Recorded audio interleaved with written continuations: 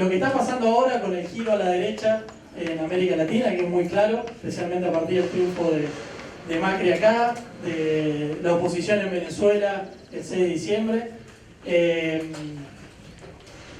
está realineando a América Latina con el resto del mundo.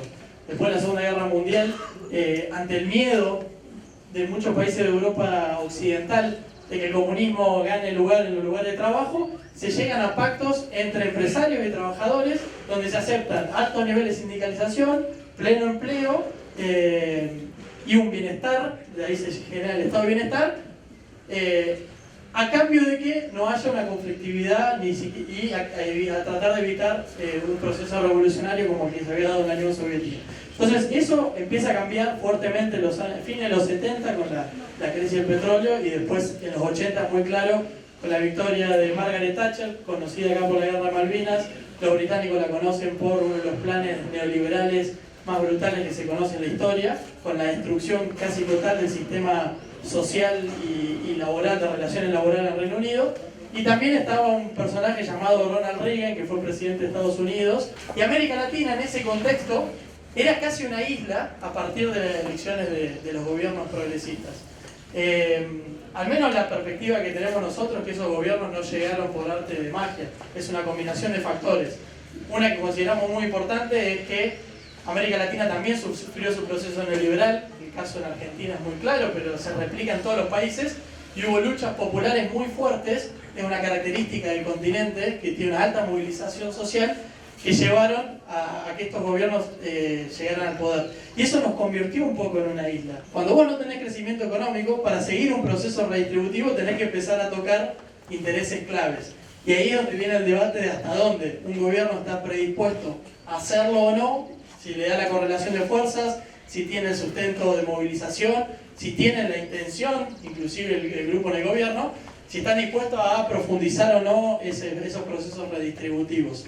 Los países latinoamericanos se ven afectados y empiezan los procesos que hemos visto acá en Argentina, que se da en Brasil también a partir del 2011-2012, donde una parte del empresariado que había aceptado esas medidas redistributivas y demás, empieza a decir, bueno, ya no estamos creciendo como antes, los márgenes de ganancia no son los mismos que tuve y yo los quiero mantener, mi margen de ganancia. Entonces, el gobierno tiene ahí una disyuntiva, o presiona más al empresariado, al gran capital, para distribuir esa plata, o en cierta forma presiona al pueblo para que el gran capital mantenga ese nivel de ganancia. Y creo que esa es la disyuntiva en la que están ahora. Sería para nosotros un grave error en términos de lo que somos como país, con todavía una pequeña producción industrial, con mucho empleo a proteger, y bueno, hay una tendencia. Empezó en su momento Capriles en Venezuela, que era el candidato de la oposición, a promover sumarse a la Alianza del Pacífico, y bueno, para Macri obviamente es un lugar a donde ir. En el último congreso que se hizo en Buenos Aires, hace 4 años, a propuesta de distintos países del Caribe, se le agregó al nombre la palabra y del Caribe. Entonces somos Confederación Latinoamericana y del Caribe de Trabajadores Estatales. Mantenemos el logo, pero incluye Caribe porque es una región que tiene su identidad propia. La CLATE se fundó en Chapadmalal, en Mar del Plata, en 1967, por iniciativa de organizaciones de trabajadores estatales, fundamentalmente del Cono Sur, de Chile, Argentina, Uruguay y Brasil.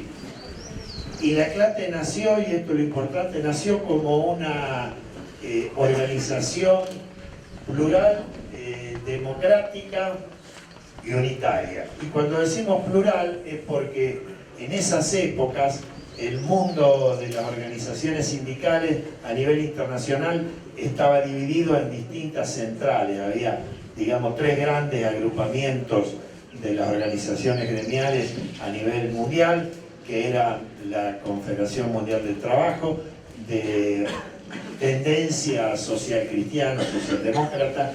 Estaba la AFL-CIO, que era la organización que orientaba, conducía o dominaba el sindicalismo norteamericano, y estaba la Federación Sindical Mundial, que la integraban todas las centrales sindicales de lo que en ese momento era la Unión Soviética y los países socialistas de Europa, de Asia, de Cuba en el caso de nuestro continente.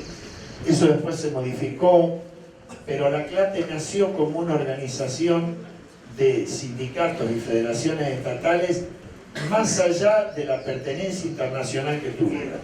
Y eso se mantiene hasta el día de hoy. Para que ustedes tengan una idea del valor que tiene la CLATE, que es un acuerdo político, la CLATE no tiene personería. El estatuto de CLATE es un estatuto aceptado unánimemente por todas las organizaciones miembros, pero la CLATE es un gran acuerdo político y funciona en base a la consulta permanente, por supuesto, y a esta democracia interna que para una organización internacional es más que abundante para lo que habitualmente es la práctica.